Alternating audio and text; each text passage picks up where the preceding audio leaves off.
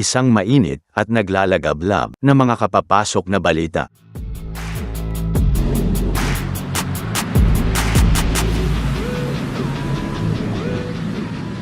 Isang ulat mula sa isang Korean media ang nagsabi na ang HD Hyundai Heavy Industries o HDHHI ay nagbabalak na ilunsad ang unang bagong frigate na iniutos ng hukbong dagat ng Pilipinas, Philippine Navy, sa huling bahagi ng taong 2026 o halos isang taon matapos mapirmahan ang kontrata, habang ang ikalawang frigate naman ay nakatakdang ilunsad sa huling bahagi ng 2027.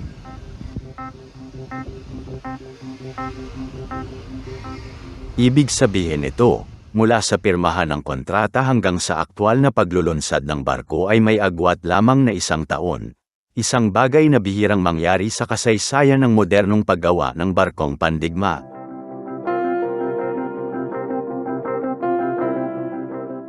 Sa loob ng maraming dekada, ang paggawa ng barkong pandigma ay inaabot ng 3 hanggang 5 taon bago ito mailunsad.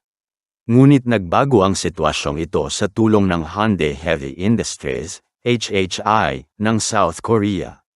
Sa ilalim ng bagong kontrata kasama ang Philippine Navy, magtatayo ang HHI ng dalawang HDF-3200 class frigate sa loob lamang ng isang taon matapos ang pirmahan ng kontrata noong Desyembre taong 2025. Ang proyektong ito ay nagkakahalaga ng humigit kumulang 844.7 billion won at inaasahang ganap na may hahatid sa Philippine Navy pagsapit ng 2027. Ayon sa ulat, ang dahilan sa likod ng mabilis na proseso ay ang kasunduan na muling gamitin ang disenyo ng HDF-3200 Miguel Malvar class frigate na dati nang naaprobahan at napatunayang mahusay ng Philippine Navy. Dahil dito, malaki ang nabawas sa oras ng paggawa ng Critical Design Review, CDR, isang mahalagang yugto ng proyekto na karaniwang tumatagal ng higit sa isang taon. Nabawasan din ang oras na kailangan upang umorder at maghanda ng mga kritikal na materyales at subsystem gaya ng bakal at aluminyo para sa katawan ng barko, mga sistemang elektroniko at mekanikal, pati na rin ang mga sandata at sensor na gagamitin dito. Ang planong paglulunsad ng 3,200 ton na frigate sa 2026 ay isang makasaysayang tagumpay sa industriya ng shipbuilding. Karaniwang tumatagal ng maraming taon ang proseso ng disenyo, pag-install, at pagsasama-sama ng mga armas at sistema, ngunit sa proyektong ito ay pinaikli ito sa isang taon. Ito ay bunga ng paggamit ng standardisadong disenyo at mataas na antas ng kasanayan ng mga tekniko ng Hyundai Heavy Industries.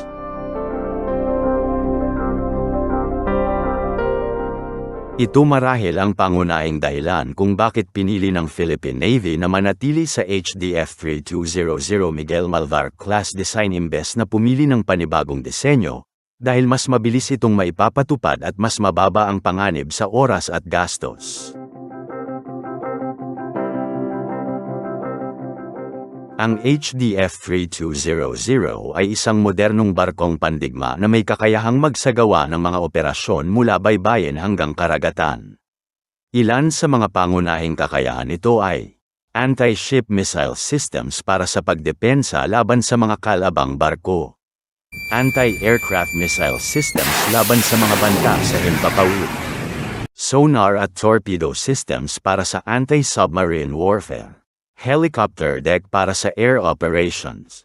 Ang mga sistemang ito ay modularized, kaya madaling i-integrate o baguhin ayon sa pangangailangan ng Philippine Navy. Dahil dito, napapabilis ang paggawa at pagpapasadya ng barko. Ang kontratang ito ay isang repurchase o muling pagbili ng Pilipinas mula sa Hyundai Heavy Industries. Dati nang nakatanggap ang Philippine Navy ng mga barkong gawang Korea tulad ng Jose Rizal class frigates at Miguel Malvar class corvettes, na nagpakita ng mahusay na performance. Dahil sa mataas na antas ng kasiyahan sa mga naunang proyekto, muling nagpasya ang pamahalaan na kumuha ng bagong barko mula sa parehong kumpanya.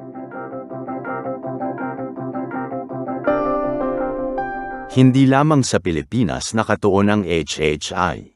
Ipinapakilala rin nila ang mas malaking bersyon na HDF 6000 na isang 6,000 tonelada sa Saudi Arabia, habang pinalalakas ang global presence nito sa pamamagitan ng Sima Shipyard sa Peru para sa maintenance at international sales. Layunin din ng HHI na palawakin ang local construction ratio o lokal na paggawa ng mga bahagi ng barko upang makatulong sa pag-unlad ng mga industriya sa bansa ng mamimili.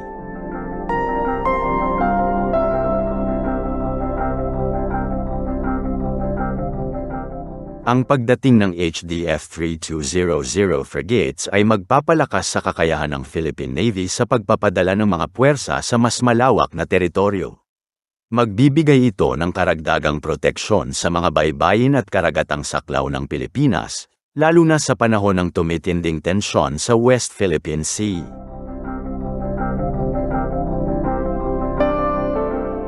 Ang tagumpay ng proyektong ito ay nagpapakita ng tatlong haligi ng K-Defense System ng Korea: teknolohiya, bilis, at kredibilidad. Ang kombinasyong ito ang dahilan kung bakit itinuturing na isa sa pinakamahuhusay sa mundo ang kanilang mga barkong pandigma.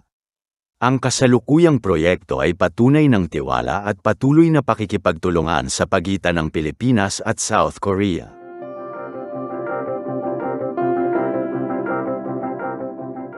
Kung matagumpay na maisasagawa ng HD Hyundai Heavy Industries ang planong ito, malaki ang posibilidad na muling maglagda ang Philippine Navy ng ikatlong batch ng 2 barko sa ilalim ng ReHorizon 3 Modernization Program ng AFP.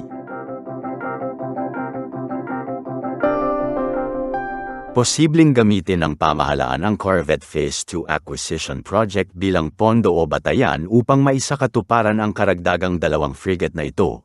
Isang hakbang na magpapalakas pa lalo sa kakayahang pandagat at depensa ng bansa.